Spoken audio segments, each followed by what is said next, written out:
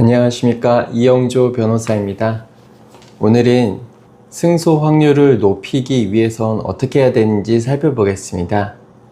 형사, 민사, 행정 소송이든 증거 재판주의에 따라서 판사는 결국 증거에 기반해서 재판을 할 수밖에 없습니다.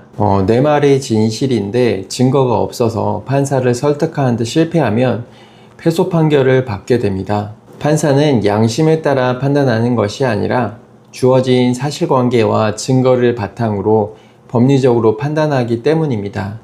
따라서 증거를 수집하지 않고 고소하거나 소송을 제기하게 된다면 증거 불충분으로 무혐의 결정을 받거나 패소 판결을 받게 될 것입니다. 예를 들면 성범죄를 당한 후에 병원으로 바로 가지 않고 증거를 수집하지 않는 경우에는 고소를 하더라도 무혐의 가능성이 있습니다.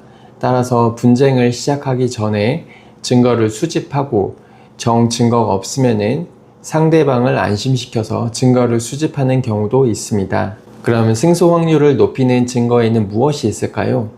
가장 중요한 것은 자필 서명이나 날인이 되어 있는 계약서 등의 문서입니다. 소송에서는 특히 자필 서명이나 날인되어 있는 계약서 등의 문서가 제일 중요합니다. 모든 증거의 왕은 서면이기 때문입니다. 만일 서명 날인이 없으면 초안에 불과하므로 이 부분을 체크해야 합니다. 두 번째로는 CCTV나 블랙박스 영상 및 사진도 유력한 증거가 됩니다. 그 밖에 상대방과의 대화를 녹취한 것은 대한민국에서 합법이고 이를 증거로 사용할 수 있습니다. 다만 다른 사람의 대화를 몰래 녹취한 경우에는 불법이므로 형사재판의 증거로 사용할 수 없습니다. 그렇다 하더라도 민사로는 증거로 채택할 수 있습니다. 다만 형사 고소를 당할 위험은 불가피합니다. 또한 카카오톡이나 문자도 있습니다.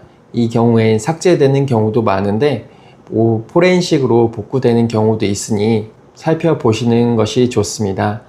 기타로 견적서나 이체 내역서, 진단서, 통장 내역서 등 다양한 증거가 있습니다. 사건이 있는 곳에는 반드시 증거가 있습니다.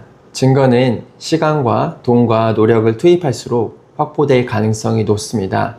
그리고 중요한 증거라 할지라도 이에 대한 설명이 부족하다면 패소될 가능성이 있습니다. 따라서 변호인의 조력을 받아 유리한 증거를 최대한 확보하고 수사기관과 법원에 위 증거들에 대해서 이해하기 쉽도록 자세히 설명을 해주는 변호인이 조력이 꼭 필요합니다.